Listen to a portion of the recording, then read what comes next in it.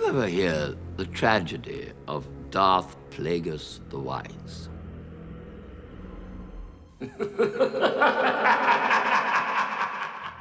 Welcome back, everyone. It's Charlie. This is going to be my full Star Wars Episode 9 Rise of Skywalker review video. If you're new to my channel, be sure to subscribe to get all the Easter egg videos. There's a whole bunch of Mandalorian stuff coming up, too. So because this is meant to be my full review, I'll say careful for spoilers from Star Wars Rise of Skywalker because we'll be talking about everything, every aspect of the movie. So it needs to be said, yes, the movie does feel like a bit of a hot mess highlight reel of a Reddit wish list of Easter eggs and references. Like they weren't quite sure how they wanted to end things, and J.J. Abrams came in really late. They didn't have a lot of time to finish the script. So they said, what can we give fans that they will hate the least? Like there are a number of choices we can make based on what's been set up in the trilogy so far. We need to answer all these questions. What are the choices that we can make that people will hate the least? So we'll do that. So even though there were a couple things that I think worked really well, I think most of the issues with the film come from the fact that it feels like a Franken film that's sort of cobbled together based on movies that don't really exist, an unproduced remake of The Last Jedi that the Star Wars people feel like fans wanted. There are a number of character beats, like say for Luke Skywalker, that directly contradict what he was doing during Last Jedi, so it's very clear that a lot of the things that they did during Rise of Skywalker are meant to address things that they felt people were upset about during Last Jedi. And the fact that they brought Palpatine back physically feels like a last-minute addition, like that wasn't originally part of their plans for the movie. So there are a couple of things that they do with Force lore and Sith lore that seemingly contradict the earlier films. I will address that stuff too. The actors do try to do their best with the material, but most of the time there aren't any real conversations happening between people because a lot of the movie feels like a glorified fetch quest like you would see in a video game. Like a lot of you have been playing Fallen Order for the last couple of weeks. It's a great video game, but that genre is meant to be that way by design. Movies aren't meant to be glorified fetch quests. So a lot of times when characters are talking to each other, the dialogue that they have is really just there to set up something else another character needs to say. So they can turn around, have their big moment, the camera zooms in, they say something dramatic that then drives the characters to the next step of their fetch quest. So the movie comes off a lot like a video game in that way. A video game with amazing, huge cutscenes.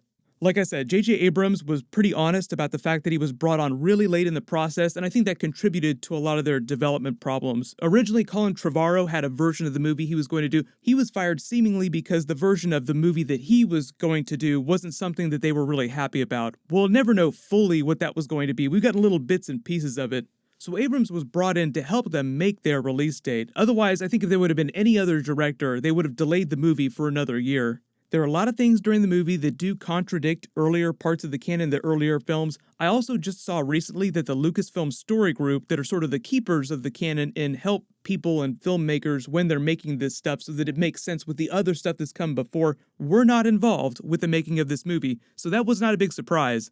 Remember that moment during Force Awakens where Han Solo says to Finn, "That's not the way the Force works." So I feel like a lot of the minor missteps could have been avoided had they brought in at least a couple of these people whose job it is to remember everything and every detail about Star Wars so that they don't wind up stepping on the toes of the movies that have come before. Really good example is at the end of the film where Palpatine says, "I am all of the Sith now." Wait a minute, all the Force spirits live within you? Is that a real thing? That doesn't sound like the way the Force works. First off, technically, the ability to become a Force spirit is something that only highly trained Jedi Masters can learn. It isn't something that every Jedi gets to do. I think there's a way to explain Kylo Ren or Ben Solo's ending at the end of the film and why he becomes a Force spirit, but I'll get into a lot of those minor details and plot twists when I do my top 10 WTF video, because I feel like a lot of Star Wars fans will be scratching their heads in visible confusion during various parts of the film. But while there is a lot of stuff that you can nitpick in this movie, a few things that I think worked really well are all the scenes with Kylo Ren and Rey together when they're just doing either their Force Skype sessions or they're fighting each other physically, having their lightsaber battles, or just working through their emotions together, helping each other, outright teaming up together.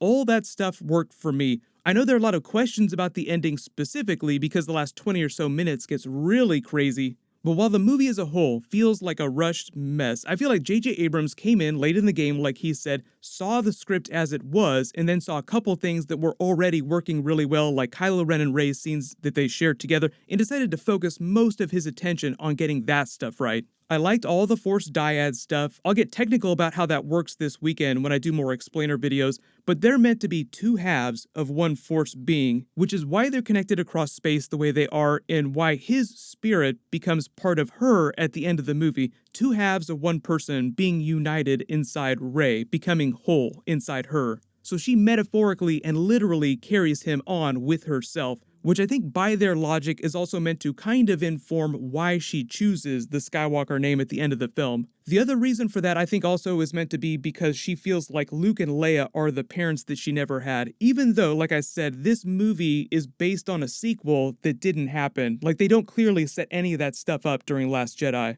They're the two main leads of the whole trilogy, though, so it makes sense that Abrams would want to at least get their story and their scenes right during the movie, and I feel like most of their stuff does work. It's a lot of the other stuff that I have issues with. Some of their arc does feel like it was made up on the fly post-Last Jedi, like Abrams always wanted a redemption for Kylo Ren of sorts, then giving him the honorable death as a Jedi, like Darth Vader dying as Anakin Skywalker in Return of the Jedi. Remember, J.J. Abrams really likes to repeat beats of the original trilogy. I was fine with the ending that they gave that character. Adam Driver's performance throughout this new trilogy has been great, and even though I don't think that they originally planned on bringing Emperor Palpatine back, I do think there was some loose plan to tie Rey's origin to either Palpatine or someone really evil, and she was always going to have to learn the lesson that where you come from doesn't matter. What matters is who you choose to be. All three of the new films kind of feel like they're fighting each other for dominance, but I think the overall message that they were trying to go for with the new films is that it doesn't matter if you were born into a legacy of evil. You can choose to be a good person. You can choose your family. It doesn't matter what family you were born into. But that's kind of where I think the newer films fall down on a thematic level, is that they sort of lack the overall cohesion that the George Lucas trilogies have, the fall and rise of Anakin Skywalker. I know there are a lot of questions about how the ending of this movie with Palpatine coming back and Rey seemingly defeating him for good seemed to contradict some of Anakin Skywalker's story in the original movies. It does a little bit, but I think that's a product of their last-minute decision to physically bring Palpatine back. Like I said, I think that they originally intended for Rey to be tied to Palpatine in some way, and his specter would loom over the events of the new trilogy, but I don't think they meant to make it as literal as they did originally. I think originally, J.J. Abrams' plan was to make Snoke the new Emperor figure of the new trilogy, and in the third movie, Kylo Ren still comes back to the light, helps Rey defeat him, and then dies his honorable Jedi death. The powers that be at Lucasfilm kind of wanted to give each filmmaker, because Colin Trevorrow originally was going to be directing the third film, so it was going to be 3 different directors for 3 different new films in the trilogy, and they wanted to give them as much creative power as they could over each of their own individual movies,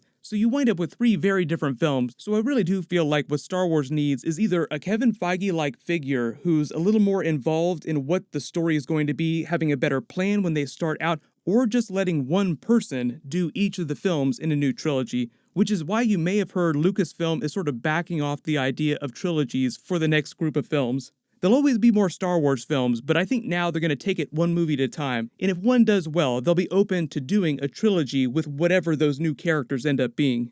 Despite some of the issues, I feel like some of the things that worked really well during the film are the music. John Williams has always been fantastic with what he does for each of the movies. He's on point during Rise of Skywalker. He even has a great cameo during the film, too. I think some of the stuff that they did with Leia worked real well. It's pretty clear that they brought in Harrison Ford at the last minute because it was supposed to be Leia on the Death Star that was bringing Ben Solo back from Kylo Ren, the reason that he turned back into Ben Solo. But because she passed away, they had to bring in Harrison Ford, like they call him look, we really need this scene where he comes back to the light and it needs to be one of his parents. You're the only one that's available. Can you please come do this for a couple minutes?